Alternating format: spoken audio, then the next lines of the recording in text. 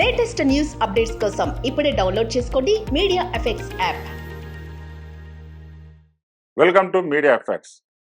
ప్రతి సంవత్సరం June 21న international yoga డేను జరుపుకుంటారు. దీనికి కారణం ఈ రోజు ఉత్తరార్ధ గోళంలో అత్యధిక పగటి సమయం ఉంటుంది. ఎక్కువ పగటి సమయం ఉండడంతో ఈ రోజును యోగా డేగా జరుపుకుంటారు. 2015 జూన్ 21 నుంచి షూర్ అయింది.